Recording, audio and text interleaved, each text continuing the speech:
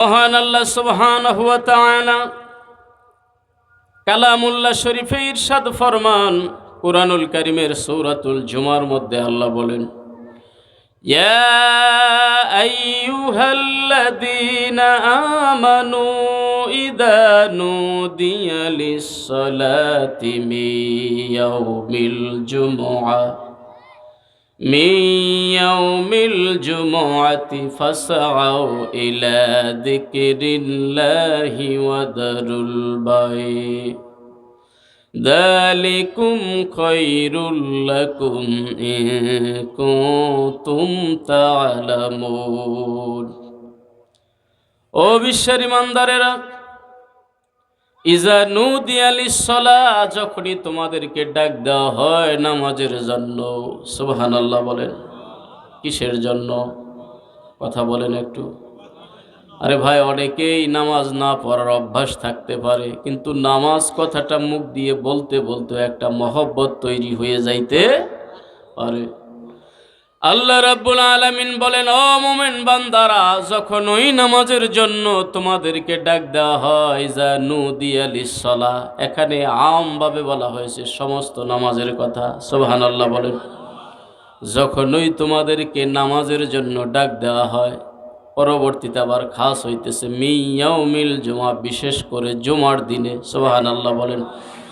জুমার দিনে যখন তোমাদেরকে নামাজের জন্য ডাক দেওয়া হয়, ফাসাউ ইলা যিকরিল্লাহ ওয়া দারুল বাই যালিকুম খায়রুল লাকুম ইন কুনতুম তা'লামুন। বিশেষ করে রে ভাই, জুমার দিনেও এসে জুমার নামাজটা পায় না এমন পোড়া কপাল মুসাল্লি দু একজন আছে না নাই? আছে ভাই। আজান হয়ে গেল, অলসতা ছাড়ে না, এই মাত্র আজান হলো আরেকটু কাজ করি।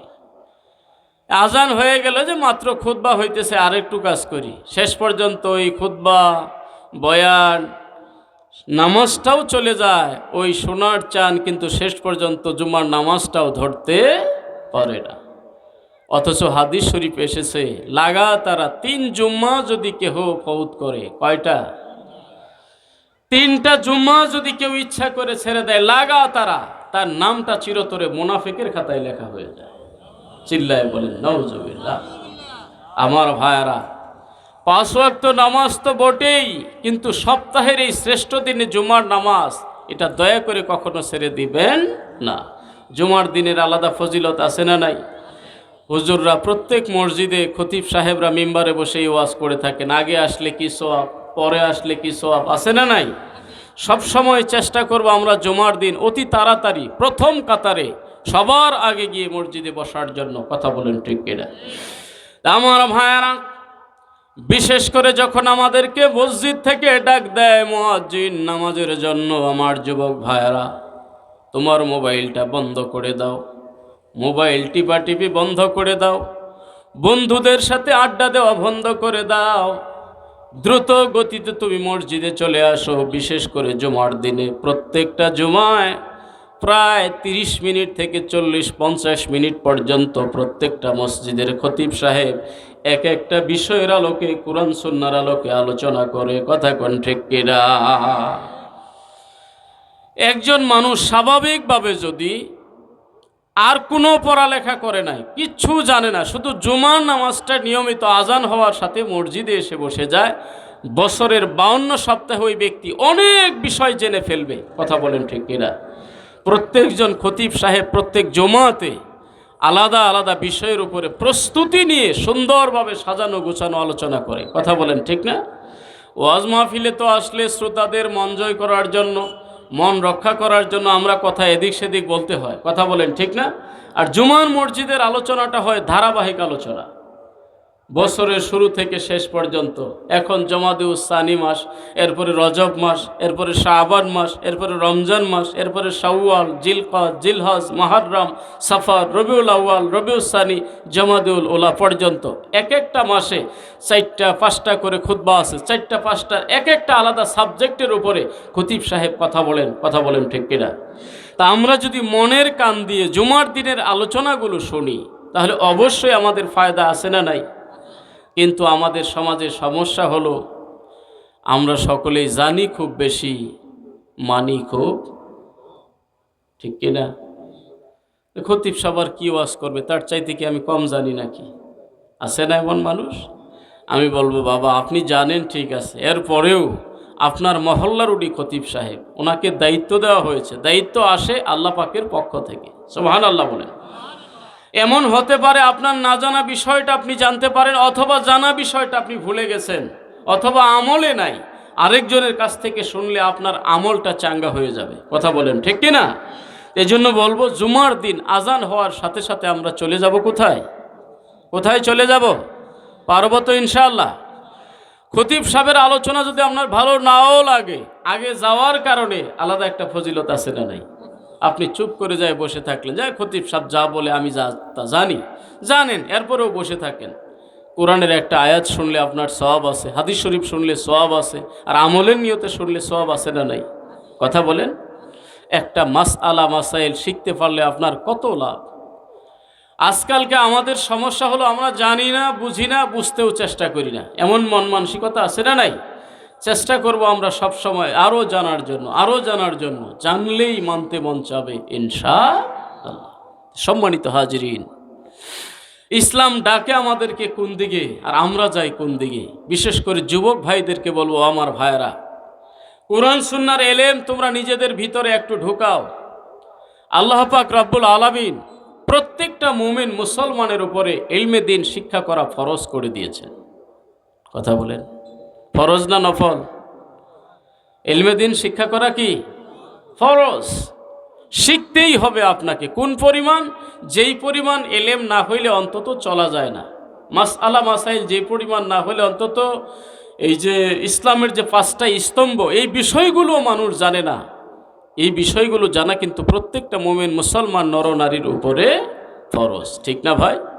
যুবক ভাই, তুমি আজকে ইচ্ছা করলে এই মোবাইলের মাধ্যমেই অনেক কিছু তুমি পরিবর্তন হইতে পারো। মোবাইলের মাধ্যমেই কিতাব ছেলেমেয়েরা হাতে নিতে চায় না, মোবাইল হাতে নিতে অভ্যস্ত। নেন মোবাইল, মোবাইলে অ্যাপসের মাধ্যমে তাফসির আনা যায়, হাদিস আনা যায়, ফিকহ আনা যায়, মাসআলা মাসাইলের কিতাব আনা যায়। কথা বলেন ঠিক না?